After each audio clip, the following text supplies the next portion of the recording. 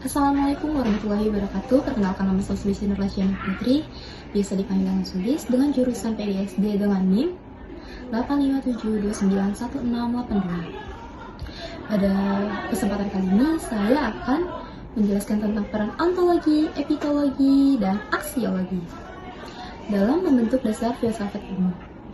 Filsafat ilmu merupakan cabang filsafat yang membahas tentang dasar-dasar ilmu pengetahuan dan mulai dari hakikat ilmu, cara memperoleh ilmu, sampai manfaat ilmu bagi kehidupan manusia.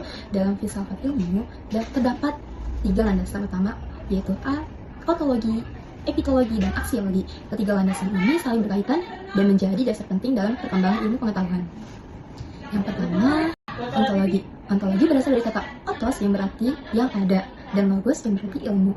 Ontologi membahas tentang apa yang terjadi, kajian suatu objek, dan ilmu apa yang dipelajari. Secara sederhana, ontologi menjawab pertanyaan apa yang diteliti, apa hakikat dari objek suatu peneliti, dan apa objek tersebut benar-benar ada. Contohnya, biologi mempelajari makhluk hidup, ekonomi mempelajari kegiatan ekonomi masyarakat, dan yang ketiga, pendidikan mempelajari proses belajar manusia.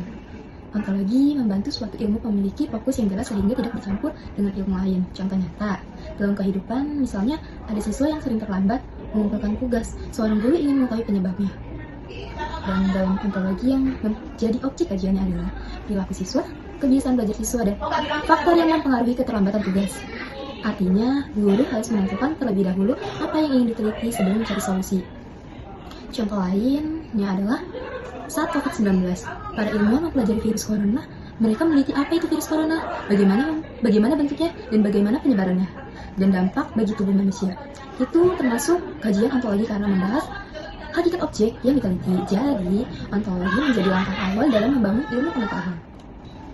Yang kedua, epitologi. Jika ontologi membahas apa yang dipelajari, maka epitologi membahas bagaimana cara memperoleh ilmu tersebut. Epitologi berasal dari kata epitema yang berarti pengetahuan, dan epitologi menjelaskan sumber ilmu, metode penelitian, dan cara menguji kebenaran suatu pengetahuan. Epitologi menjawab pertanyaan, bagaimana ilmu diperoleh, bagaimana metode yang digunakan, bagaimana membuktikan bahwa ilmu itu benar ada. Dalam ilmu pengetahuan, suatu informasi tidak bisa langsung dapat dianggap benar tanpa adanya bukti dan peneliti. Contoh nyata dalam kehidupan, misalnya seorang guru ingin mengetahui apakah metode belajar kelompok lebih efektif dibanding belajar sendiri. Cara guru kemudian melakukan observasi bagi siswa menjadi beberapa kelompok dan melihat hasil belajar siswa, lalu membandingkan nilainya.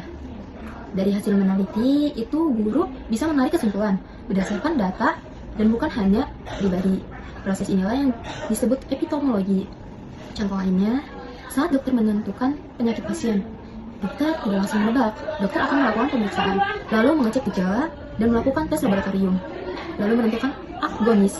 Semua dilakukan berdasarkan metode ilmiah agar hasilnya benar-benar nyata. Hal ini menunjukkan bahwa epistemologi sangat penting agar ilmu yang diperoleh dapat dipercaya dan dipertanggungjawabkan. Yang ketiga, aksiologi. Aksiologi berasal dari kata aksios yang berarti nilai. Aksiologi membahas tentang manfaat, nilai, tujuan, dan etika penggunaan ilmu pengetahuan. Aksiologi menjawab pertanyaan, apa itu ilmu digunakan? Untuk apa ilmu digunakan? Apakah ilmu tersebut membawa manfaat? Apa penggunaan sesuai etika? Ilmu pengetahuan tidak hanya dipelajari, tetapi juga harus digunakan secara bijak dan bertanggung jawab.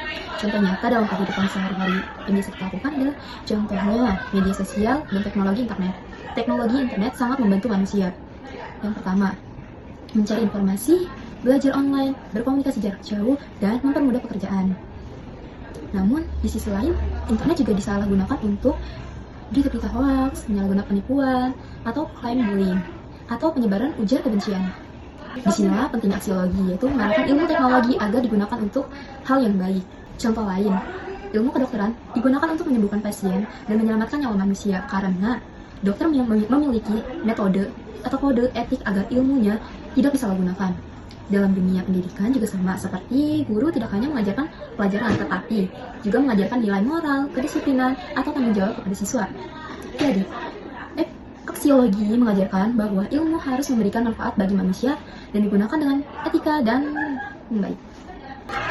Keterkaitan ontologi, epitologi, dan aksiologi berkaitan dan tidak bisa dipisahkan. Ontologi membahas apa yang dipelajari, sementara epistemologi membahas bagaimana ilmu diperoleh, dan aksiologi membahas untuk apa ilmu digunakan. Contoh keterkaitan dalam kehidupan nyata, misal seorang mahasiswa meneliti pengaruh penggunaan gadget terdapat prestasi belajar siswa. Yang pertama, ontologi yang meneliti adalah penggunaan gadget dan prestasi belajar siswa, sementara epistemologi memahami mahasiswa melakukan observasi, menyebarkan angket, dan mengumpulkan data untuk mendapatkan hasil penelitian. Yang terakhir ada aksiologi. Hasil peneliti digunakan untuk memberikan solusi agar gadget digunakan secara positif dalam proses belajar. Dari contoh tersebut, terlihat bahwa ketiganya saling berkaitan dan saling melengkapi dalam membentuk ilmu pengetahuan. Jika salah satunya tidak ada, ilmu menjadi tidak jelas dan metode penelitian tidak terarah atau ilmu disalahgunakan.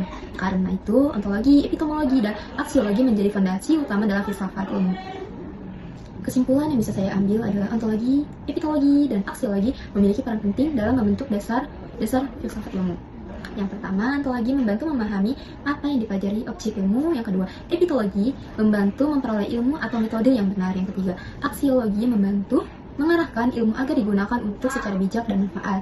Ketiga landasan tersebut melengkapi sehingga ilmu pengetahuan dapat berkembang secara sistematis, logis, dan bertanggung jawab dalam kehidupan manusia. Sekian pelajaran dari saya. Terima kasih atas perhatiannya. Mohon maaf jika ada kata salah atau apapun. Assalamualaikum warahmatullahi wabarakatuh.